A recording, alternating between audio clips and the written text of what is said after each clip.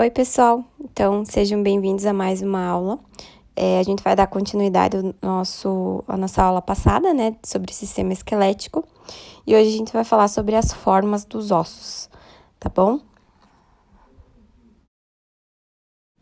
Então, temos 4 tipos básicos de ossos: os longos, os curtos, os achatados e os irregulares. A gente vai ver cada um deles agora. Os ossos longos, como o nome já diz, né, eles são longos, ou seja, eles são relativamente mais longos do que largos. A maioria dos ossos dos membros, eles são ossos longos, né? Cada osso longo tem uma epífise proximal, que está mais próximo do corpo do animal, mais próximo do centro do animal, digamos assim.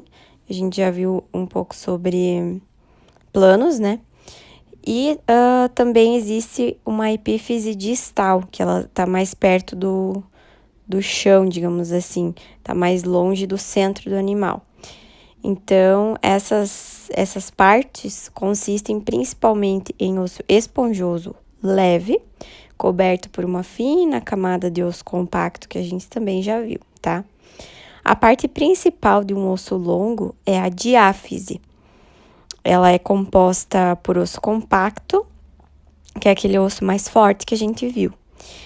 Num animal jovem, os discos epifisiários, que é aquelas partes ali de crescimento de cartilagem, são encontrados entre as epífises e as diáfises, que são comumente chamados de discos de crescimento, né? A gente já também falou sobre isso.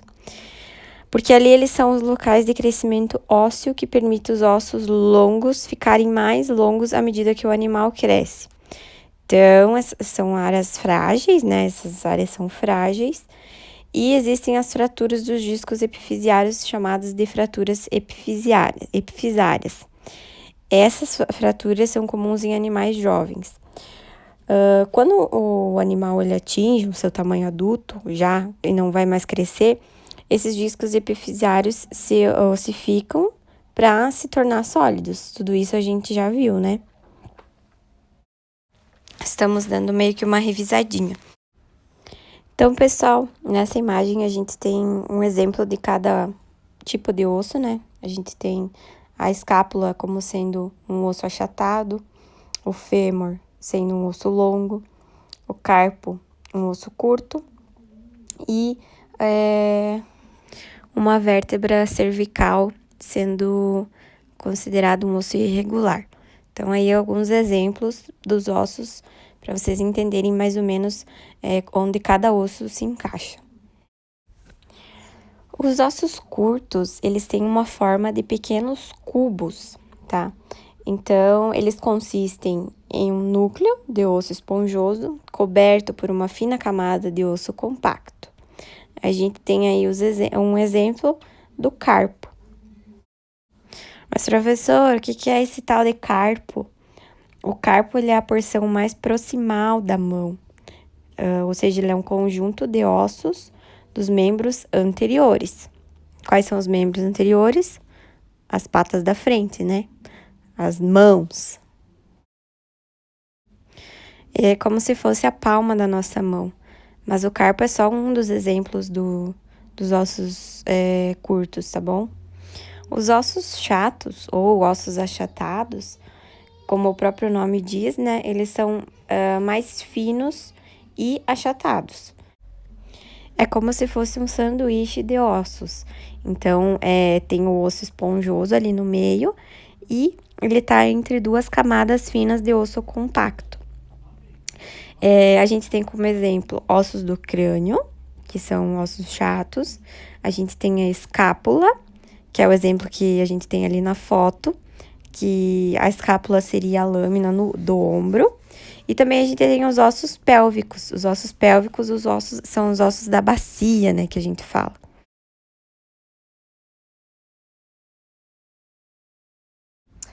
Os ossos irregulares. A gente fala osso irregular porque eles não se encaixam nem em ossos longos, nem em curtos, nem achatados. Então, eles têm uma característica que a gente não consegue definir. Eles têm uma forma que a gente não consegue definir, né? Então, às vezes, eles estão em mais de uma categoria. Então, eles podem ser longos, mas ter uma parte achatada, ou eles podem ser longos e ter uma parte curta, né? Então, eles são irregulares. Então, a gente tem como exemplo de ossos irregulares as vértebras. Ali na imagem, vocês podem ver que elas não têm uma forma definida. Não são longas, não são curtas, não são achatadas. Irregular, né? A gente encaixa elas na categoria de ossos irregulares. Temos também como exemplo alguns ossos do crânio e também os ossos sesamoides. Esses ossos sesamoides, como exemplo, a gente tem a patela, né? Que é o maior osso sesamoide do corpo do animal. Terminando essa parte aí de formas dos ossos, a gente vai falar um pouquinho sobre a medula óssea, tá? A medula óssea, ela preenche os espaços de dentro dos ossos. Então no osso esponjoso, ela vai estar entre as espículas ali, né? Entre aquelas partezinhas de ossos, entre os espacinhos, né, dos ossos. E nos ossos longos, a gente vai encontrar a medula óssea na diáfise, dentro da diáfise dos ossos, tá? A medula óssea, ela apresenta-se em 2 tipos básicos: a medula óssea vermelha e a medula óssea amarela. A gente vai ver cada uma delas agora.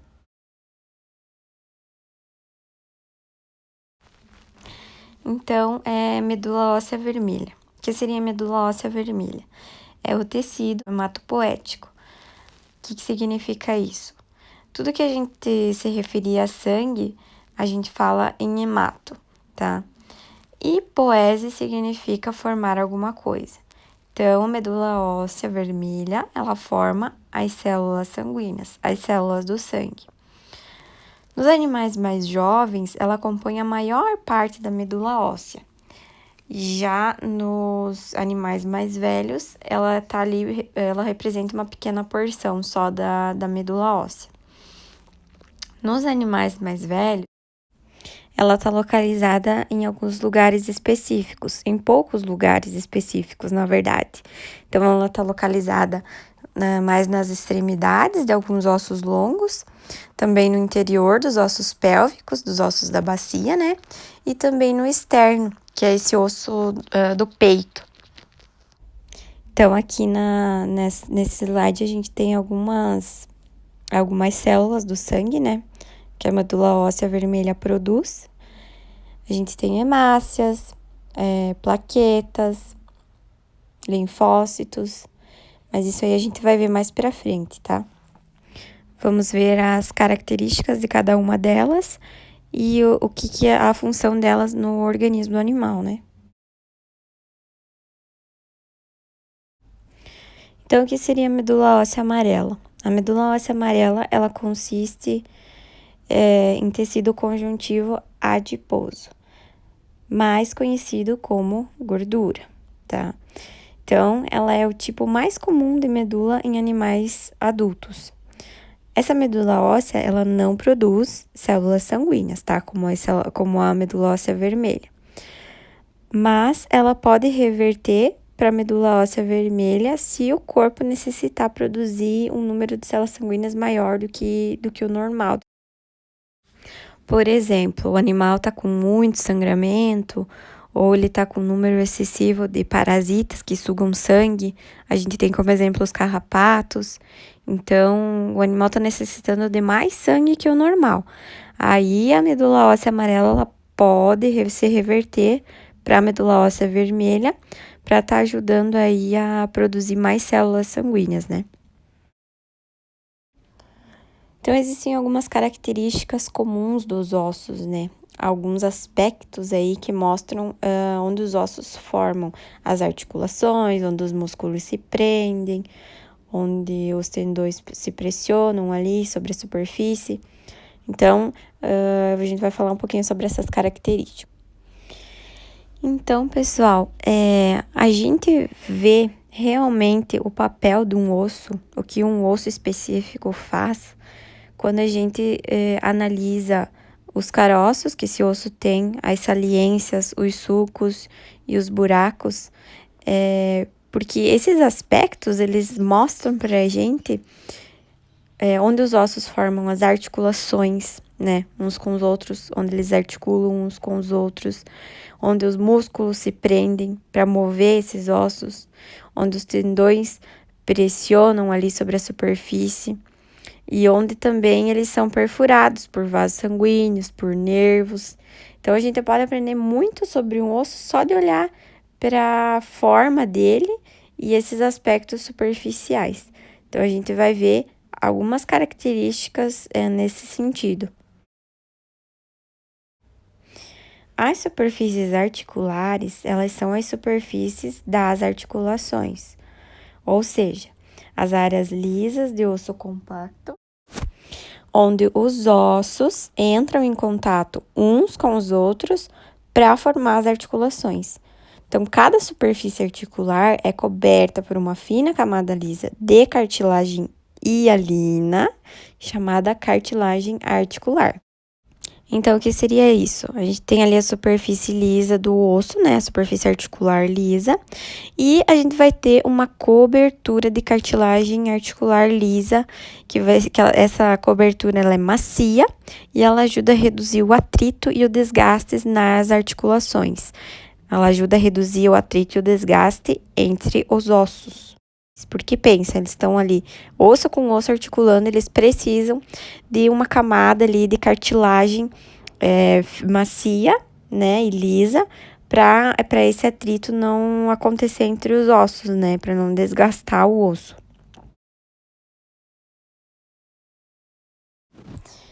Então, uma estrutura aí da superfície articular do osso, uma das estruturas, né, a gente chama de côndilo.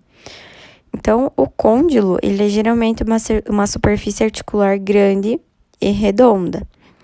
Então, ele tem aí uma forma cilíndrica, digamos assim. Os principais côndilos do corpo do animal, eles estão localizados na extremidade distal do húmero, do fêmur, e também no osso occipital do crânio. O que esse osso faz? Ele junta a coluna vertebral com a cabeça, ou seja, ele junta o pescoço com a cabeça. Então, aqui a gente tem a vista lateral no húmero esquerdo de bovino. Ali vocês podem localizar o côndilo, tá? Aqui também no fêmur, na vista lateral do fêmur, a gente pode... vocês podem localizar também o côndilo. E no crânio, né, acho que a gente tem o osso occipital ali no canto inferior direito, vocês podem estar localizando o osso occipital. Nessa imagem aqui tá na esquerda, né?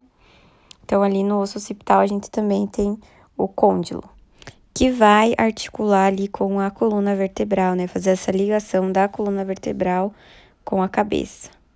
Ou seja, do pescoço, né? Da cervical com a cabeça.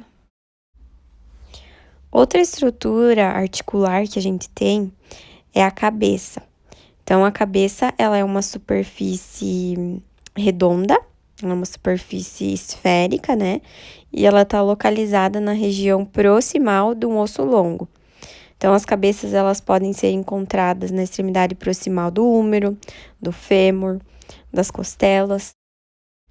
A cabeça de um osso, ela tá unida ao corpo principal do osso, por uma região de estreitamento, que a gente chama de pescoço. Temos também a faceta.